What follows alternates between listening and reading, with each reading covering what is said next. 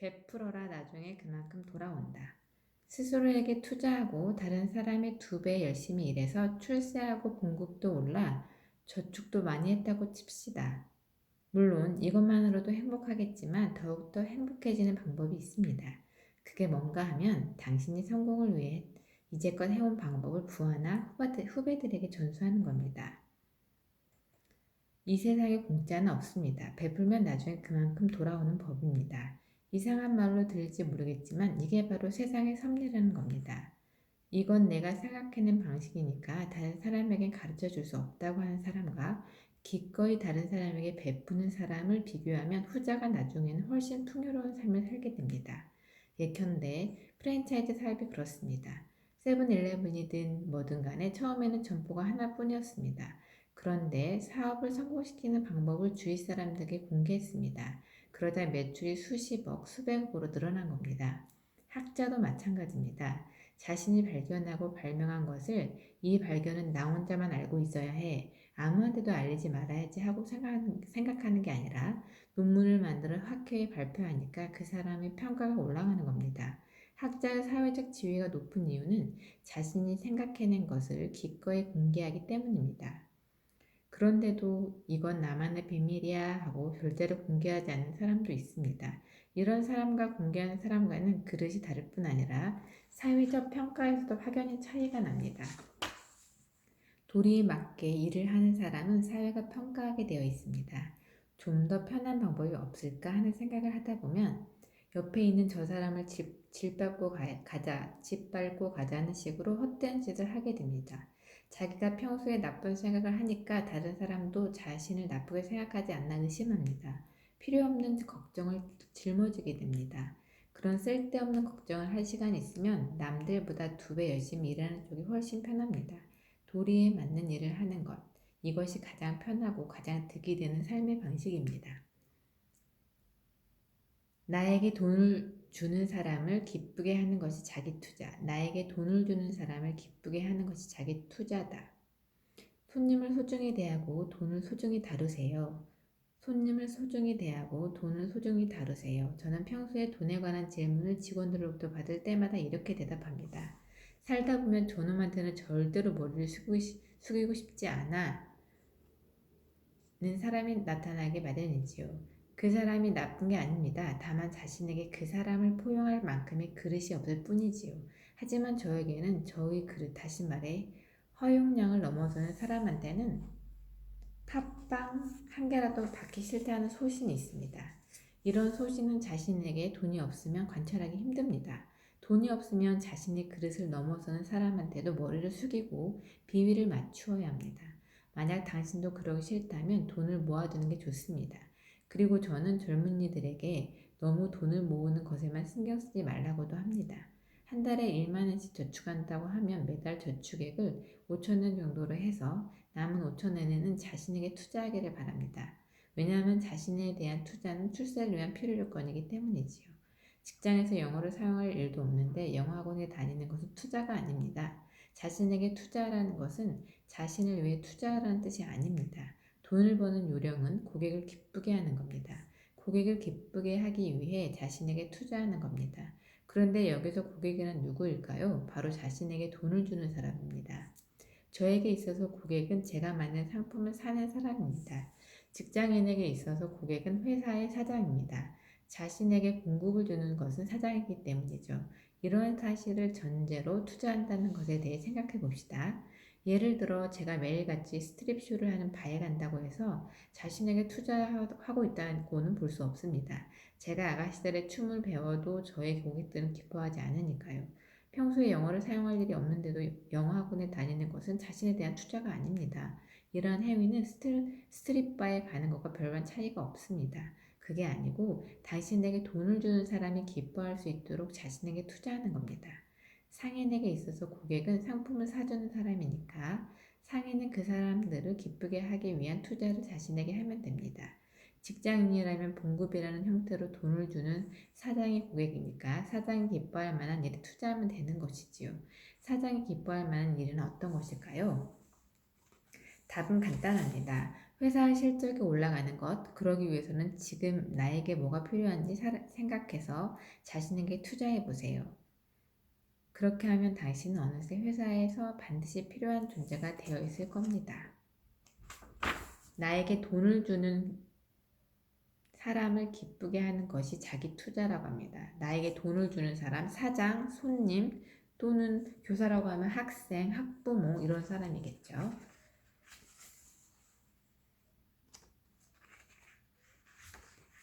남을 가르칠 때는 할 수 있을 때까지 가르쳐야 한다. 우물을 팔 때 땅을 대여섯 번 삽질하면 물이 나오겠지 생각하면 큰 착각이지요.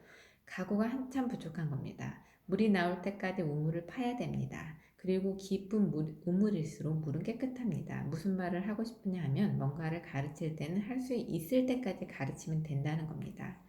저의 제자들은 하나같이 많은 직원을 거느린 경영자, 사업자들입니다. 하지만 이 사람들이 애당초 사업가는 아니었습니다. 조그만 다방을 운영하거나 직장 생활을 하는 사람 혹은 지합사나 신문사의 계약 사원이었습니다. 큰 규모의 사업과는 인연이 없는 인생을 살아온 사람들이지요. 이런 사람들에게 사업에 대한 갖가지 지식을 가르쳤습니다.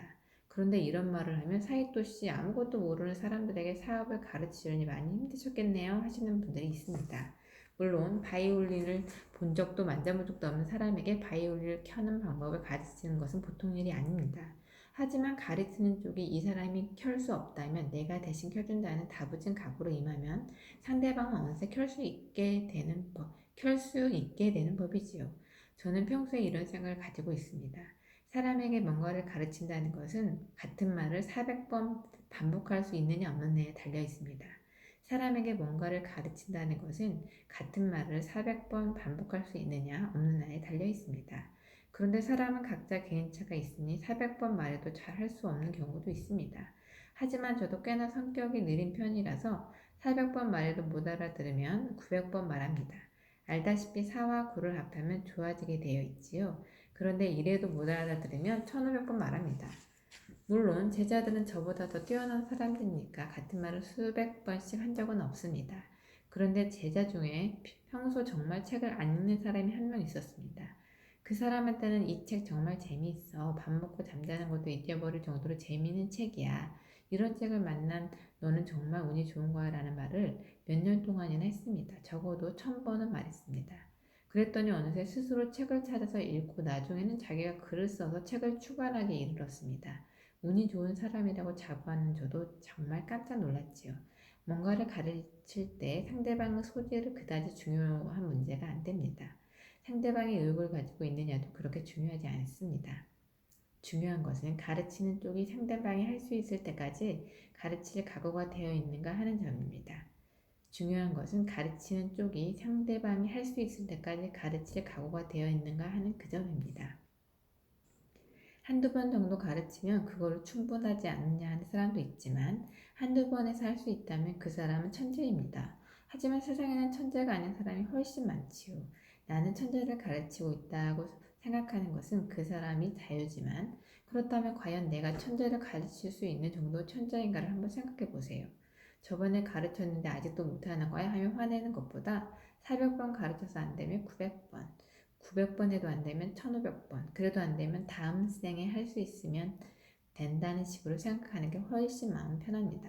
다음 생에 할 수 있으면 된다는 식으로 생각하면 마음이 편합니다. 혼날 일이 없지요. 일을 시켰으면 믿고 맡겨라.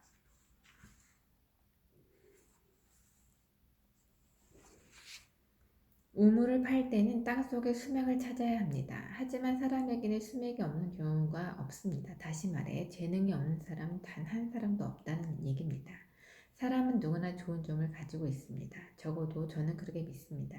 그렇기 때문에 상대방이 할 수 있을 때까지 가르칠 수 있는 건지 모릅니다. 그렇다면 누구나 가지고 있는 좋은 점을 어떻게 발견할 것인가 하는 문제인데 저한테는 저만의 독특한 방법이 있습니다. 보통 사람들은 이렇게 묻겠지요. 당신이 잘하는 것은 무엇입니까?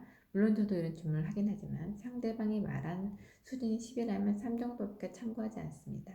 자기가 뭘 잘하는지는 대개 본인 스스로 잘 알고 있습니다. 하지만 자신이 인정하는 수준과 사회가 평가하는 수준이 엄연히 다릅니다. 노래를 잘한다고 해도 노래방에서 잘 부르는 수준이 가수 같은 수준 노래와는 다를 겁니다. 저의 경우 상대방에게 이것저것 물어봅니다. 학창 시절에 무슨 짓을 해서 혼났는지 그런 사소한 얘기를 나눕니다. 그러다 보면 스스로 결점이라고 생각되는 부분이 실은 장점인 경우가 많습니다. 그러다 보면 스스로 결점이라고 생각되는 부분이 실은 장점인 경우가 많습니다. 공부는 안 하고 늘 놀기만 한다고 혼난 사람은 노는 것을 잘하는 사람입니다. 자신을 즐겁게 할 수 있는 사람은 남을 즐겁게도 할 수 있는 법이니까요. 너는 수업 중에 그렇게 수다를 떠니?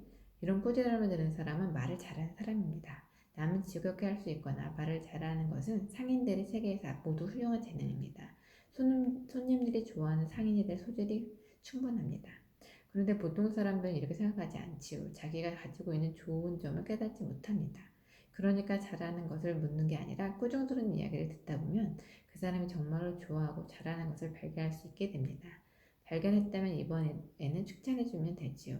다른 사람의 결점을 들추어내고 주의를 주는 것은 상대방을 주눅들게 할 뿐입니다. 그러지 말고 한번 칭찬해보세요. 놀랄 정도로 실력을 발휘합니다.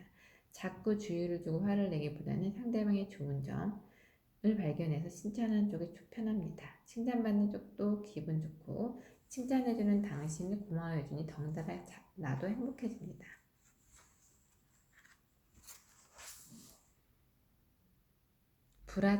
불안하다는 것은 살아있다는 증거. 살아가는 데 있어서 없어서는 안 되는 것 중 하나가 바로 불안입니다. 이상한 사람이 하는 말이니까 믿기 싫은 분은 믿지 마세요. 어디까지나 저의 개인적인 의견일 뿐입니다. 왜 불안을 없애려 하면 안 되느냐 하면 인간은 원래 불안과 함께 살아가는 존재이기 때문입니다. 어느 나라의 총리가 되든 엄청난 부자가 되든 무슨 일을 하든 간에 불안은 늘 따라다닙니다. 불안이 완전히 사라질 때는 세상을 떠났을 때죠. 삶을 마감하고 저세상으로 갈 때 비로소 완전한 평온을 느낄 수 있을 겁니다. 최근에 연금 제도가 불안하다는 뉴스가 신문이나 TV를 통해서 들려왔습니다. 어떻게 하면 편안한 마음으로 살아갈 수 있을지 고민하고 있는 사람도 많을 겁니다. 하지만 이런 것을 고민한다고 해결될 문제가 아닙니다. 그냥 내버려 둬야 합니다. 내버려 둔다는 것은 자표자기를 의미하는 게 아니라 여기서 내버려 둔다는 것은 제대로 문제를 바라보라는 뜻이죠. 대체 무엇을 제대로 바라보라는 것인가 하면 인간이란 원래 불안한 존재이고 살아있는 동안은 불안이 완전히 사라지지 않는다는 사실을 직시하라는 것이지요. 어느 정도 불안이 있는 게 정상입니다. 삶을 살아가고 있다는 증거이기 때문이지요. 재미있는 것은 불안한 게 정상이라는 생각을 하게 되면 의외로 불안이 없어집니다. 반대로 없앨 수도 없는 것을 억지로 없애려고 하면 무리하게 되고 스스로를 괴롭히게 됩니다. 아무리 싫어해도 없앨 수 없는 것은 사라지지 않습니다. 싫다고 생각하는 순간 고통이 찾아옵니다. 불안을 무작정 싫어하는 게 아니라 즐겨보는 겁니다. 그것을 이용해서 인생을 즐겨보는 겁니다. 그저 싫다는 생각만으로는 아무것도 해결되지 않습니다. 그렇다. 나는 지금 불안을 느낀다. 이 상황에서 내가 할 수 있는 것은 무엇일까? 이렇게 생각했을 때 행동을 취할 수 있습니다. 현실을 바꿀 수 있습니다. 재미있는 것은 불안한 게 정상이라는 것입니다. 죽지 않았기 때문에 죽고 나서나 불안이 사라지는 거라고 하네요.